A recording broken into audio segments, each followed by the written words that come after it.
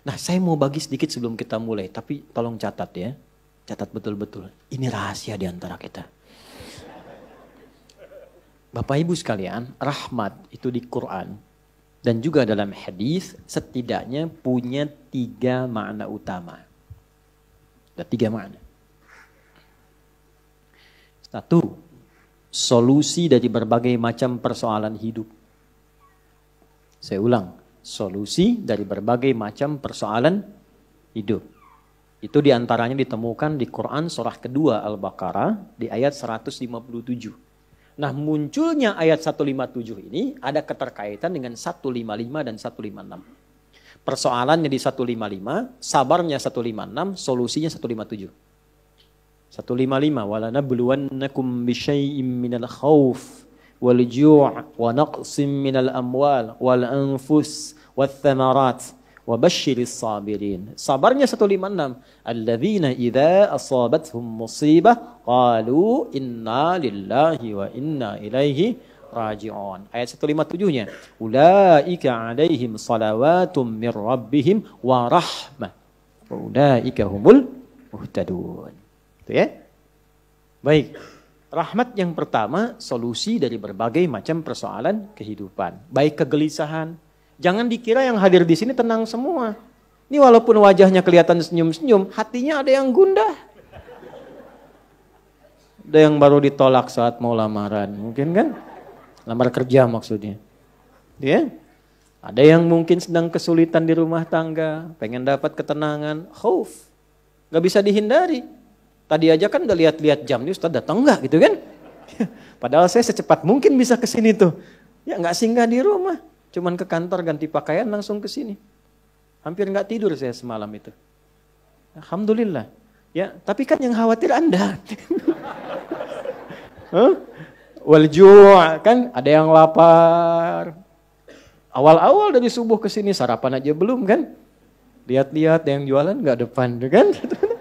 Itu gak apa-apa. Wa naqsim minal amwal. Ada yang mungkin baru kena musibah di kantor. Proyek misalnya, ada yang gak lulus. Ada utang belum dilunasi, cicilan masih nyari solusi. Ada yang demikian. Wal anfus, ada yang sakit, mungkin kerabatnya datang supaya cari wasilah. Allah kabulkan doanya. Ada yang ngejar ustadz supaya minta didoakan. Ada. Wat thamarat. Itu kalau buka mushaf diartikan buah-buahan. Itu sebetulnya bahasa kiasan, cara bacanya, memahaminya dengan balaghah. Kalau baca terjemah nanti kurang nyambung. Kalau buah-buahan berarti yang diuji cuma tukang buah. Tukang sayur tidak. Ya. Itu cara bacanya pakai ilmu balaghah, pakai majaz. Maksudnya apa? Kalau buah itu kan didapatkan, dipanen saat mulai pertama kali merawat benih kan? Nanam, dijaga dari hama. Tiba-tiba besoknya mau dipanen, malam-malam diambil orang. Antum yang ikut tender, kualifikasi antum yang jelas. Tapi pengumuman orang lain yang ngambil. Itu maksudnya. Ada orang-orang yang kehilangan sesuatu setelah dia berusaha keras mendapatinya. Harusnya dia kok yang dapat orang. Saya mau tanya pada Anda. Biasanya kalau situasi begitu pelariannya kemana? Tuh.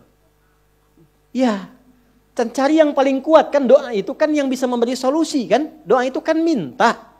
Nggak mungkin minta pada yang diduga nggak bisa ngasih. Dan puncak pemberian itu pada Sang Maha Pemberi, yaitu Allah, Wahhab, pemberi tanpa batas. Nah, Allah memberikan tempat-tempat spesial yang kalau minta hati lebih khusyuk.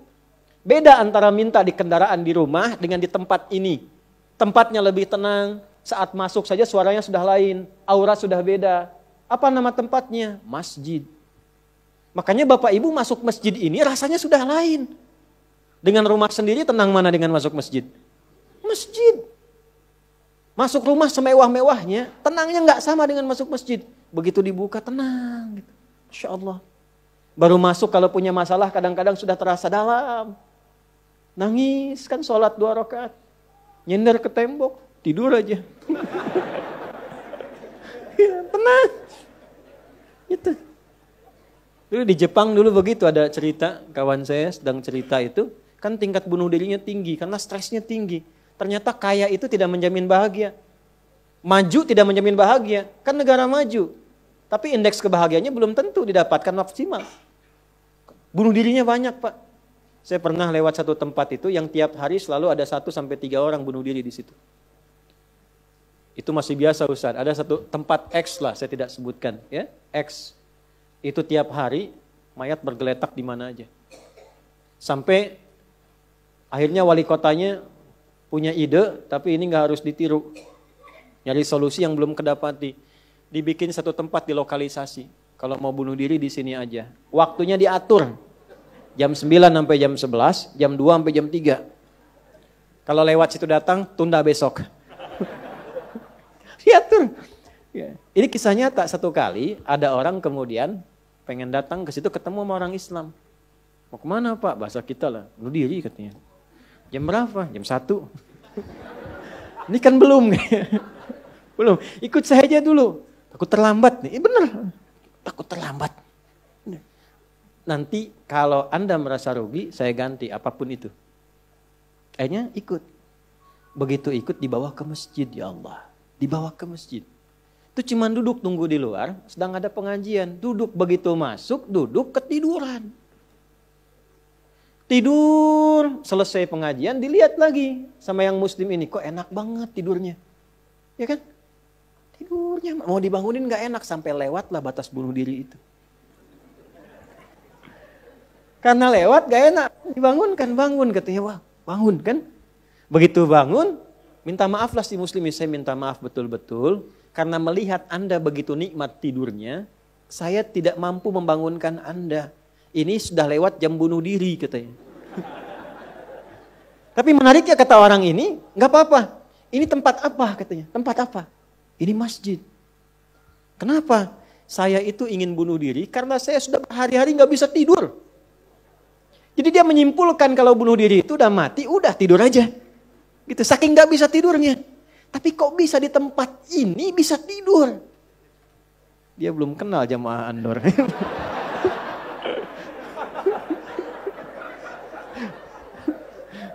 Tidur. Maka diperkenalkanlah dengan masjid. Masjid. Masuk Islam Pak. Asyhadu an la ilaha illallah. Asyhadu anna Muhammad Rasulullah. Itu cuman numpang istirahat samping masjid. Masuk Islam. Asbabnya tidur. Tuh. Orang ketiduran masuk Islam. Habis masuk Islam jadi rajin. Ada orang sudah muslim. Masuk masjid banyak tidurnya. Ya. Ayo bangun, bangun. Ya.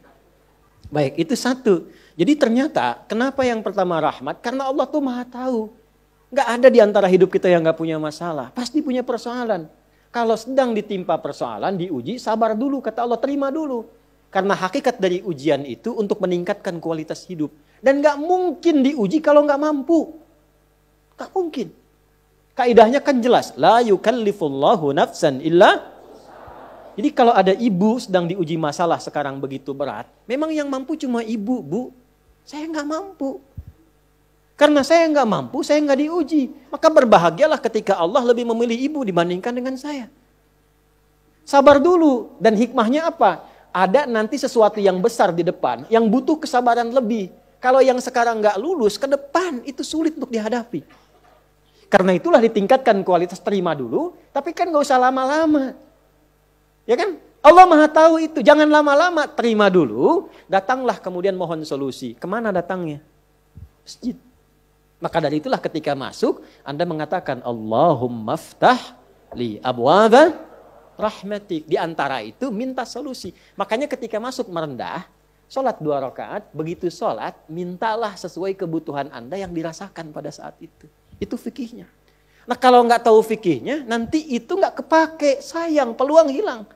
Padahal mungkin itu cara Allah untuk bisa mengabulkan apa yang kita mohon. Jelas? 1. 2, itu ampunan dari dosa yang sudah berlebih. Namanya israf. Quran surah ke-39 Az-Zumar di ayat ke-53.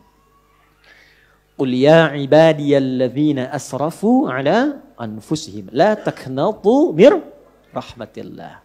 Innallaha yaghfirudz dzunuba jami'a. Duhai hambaku, tuh masih disebut hamba. Siapa di antara kita di sini yang merasa tidak punya dosa? Boleh angkat tangan? Boleh, silakan. Saya selesai pulang.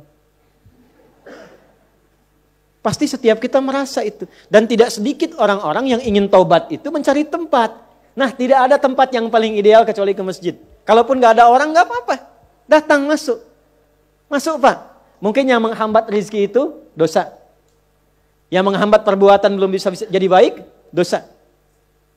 Ya, mohon maaf, dengan berbagai jenisnya. Dengan berbagai jenisnya. Maka yang terbaik apa? Datang ke masjid. Datang ke masjid. Ya. Ini kisah nyata di masa lalu. Makanya sering baca tuh yang baik-baik lah, kisah salafus saleh, orang-orang saleh di masa lalu. Ada seorang hamba rajin salatnya. Ini sahih riwayatnya, sahih. Rajin salat. Tapi yang menarik tertuliskan, ya, ketika malaikat itu mendapat informasi, di aras tertuliskan. Ini termasuk bagian dari ahli neraka.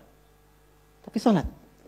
Perhatikan ya, perhatikan. Ini nanti terkait juga dengan hadis, kalau Anda baca Al-Arwa'in, nomor hadis yang keempat itu. Ya, terkait dengan bab takdir. Bagaimana kemudian ikhtiar seorang hamba itu, ya, menjadikan ia berubah dari salah menjadi soleh. Dan sangat dicintai oleh Allah. Oke? Maka apa yang terjadi? Bapak Ibu sekalian, tiba kemudian, si malaikat itu, ini kisah sahih yang sampai, lalu menyampaikan, kasihan pada orang ini, kok kelihatannya ibadah tapi tertulis ahli neraka. Maka disampaikan dengan cara yang Allahu a'lam, apakah menyamar atau bagaimana, tuliskan. Kamu kok terus-terusan sholat? Padahal belum tentu baik di mata Allah. Belum tentu menjadi bagian ahli surga. Perhatikan jawabannya. Tujuan saya sholat ini bukan karena surga atau neraka. Tujuan sholat ini bukan karena saya dipandang baik atau buruk. Tapi tujuan sholat ini saya ingin mengagungkan Allah Subhanahu wa ta'ala. Perhatikan. Dan nanti ini menjadi cara bagi seseorang yang ingin bertobat. Jadi kalau ingin bertobat, tobatnya ingin benar, carilah perhatian Allah. Yang penting ridha Allah. Terus saja tobat. Tobat sampai merasakan kenikmatan tersambung dengan Allah. Itu maksudnya. Jadi begitu keluar kalimat itu yang mengguncang arasy. Itu yang dijadikan oleh Allah pelajaran. Bahkan pada alam malaikat untuk mengenal bagaimana rahmat Allah itu diberikan. Mudah bagi Allah membuka, merubah, memutar, mudah. Tapi Allah ingin memberikan pelajaran bahkan di alam malaikat bagaimana kasih Allah diberikan. Begitu kalimat itu muncul, apa yang terjadi? Maka berubahlah di arasy namanya menjadi ahli surga. Ini riwayat sahih. Berubah menjadi apa? Ahli surga. Padahal Allah tuh maha mengetahui, gampang aja tinggal dirubah ahli surga, tidak. Tapi Allah ingin memberikan informasi bahkan di alam langit kepada para malaikat betapa tingginya rahmat Allah memberi kesempatan pada setiap hambanya untuk kembali kepada Allah dalam kebaikan. Dan itu disebut hamba. Disebut hamba. Karena itu Allah begitu mencintai ketika ada pelaku maksiat, dia pengen taubat, itu begitu dicintai. Dan statusnya naik lebih tinggi. Ini yang menyebabkan ayat ini turun. Qul ya ibadiyalladzina asrafu ala anfusihim. Ini yang menyebabkan itu menunjukkan rahmat Allah. Hai hambaku, betapa besar pun kau pernah berbuat dosa, sepanjang masih hidup belum tiba ajalmu, jangan pernah putus asa untuk mendapatkan rahmatku. Pakai rahmat. Rahmat di sini mencakup Rahman dan Rahimnya Allah Subhanahu wa taala. Karena itu kalau Anda pernah berbuat salah, kita, jangan malu untuk kembali. Kalaupun malu dilihat orang, Allah menyiapkan tempat yang tidak semua orang bisa ke situ. Datang ke masjid. Mohon, minta salat 2 rakaat. Minta kebaikan kepada Allah. Sampai hati mendapatkan ketenangan. Jelas di sini? Baik. Dan yang ketiga, ini yang paling juga banyak dimohonkan. Ya. 1, solusi. Yang kedua apa? Ampunan dari dosa yang begitu melimpah. Ya. Dan yang ketiga, rahmat yang ketiga, kasih sayang yang memudahkan jalan-jalan kehidupan. Dunia sampai akhirat. Yang ketiga. Semua kita pasti ingin mendapatkan kemudahan. Kenyamanan. Bukan cuma dunia, sampai dengan akhirat. Kasih Allah yang memberikan kemudahan dunia disebut dengan Rahman. Kasih Allah yang memberikan kelapangan akhirat disebut dengan Rahim. Itu kita baca setiap hari. Bismillahirrahmanirrahim. Maka ketika masuk ke dalam masjid, mohonlah kepada Allah 1 dari 3 kemuliaan ini. Kalau ustadznya belum datang, itu manfaat besar. Boleh jadi banyak permohonan, ayo lekatkan di situ, optimalkan. Dan di situ mungkin peluang terbesar untuk mendapatkan apa yang kita inginkan. Jadi, begitu Bapak Ibu mendapatkan 1 dari 3 itu, keutamaan bukan? Keutamaan bukan? Hah? Istimewa tidak? Dalam bahasa Arab, sesuatu yang istimewa, sesuatu yang utama disebut fadlun namanya. Makanya Sulaiman alaihissalam ketika dipuji, karena hebatnya, istimewanya, bisa menaklukkan awan. Kan? Sebelum Songgoku dan Songgohan dengan awan kintonnya itu, yang fiksi. Nabi Sulaiman tuh betul-betul nyata. Tapi ketika dipuji apa yang beliau katakan? Hadza min fadli Rabbi. Fadlun. Itulah sebabnya, kalau bisa jangan dulu keluar. Sampai merasakan rahmat Allah ada dalam diri kita. Begitu keluar, Anda keluar dengan kaki kiri dengan mengatakan, Allahumma inni as'aluka min fadli. Ya Allah, saya ke masjid seperti apa yang kau perintahkan, saya datang. Saya memohon seperti apa yang kau tunjukkan lewat Rasulmu, saya lakukan. Ya Allah, engkau minta ini, saya kerjakan. Engkau minta berdoa, saya doa. Kau minta alirkan air mata, aku alirkan. Maka mohon ya Allah, jangan biarkan aku keluar dari rumahmu ini, kecuali engkau kabulkan apa yang aku mohonkan, sesuai dengan janji yang engkau tetapkan sebagai kemuliaan darimu. Ya Allah, saya mohon kemuliaan darimu. Itu rahasianya, itulah doa. Nah, jadi kalau mau doa itu, jangan sekedar dibaca. Baca bagus, menjadi ibadah. Tapi yang paling penting, tahu isinya. Sehingga itu bisa merubah diri kita jadi lebih baik. Makanya beda rasanya.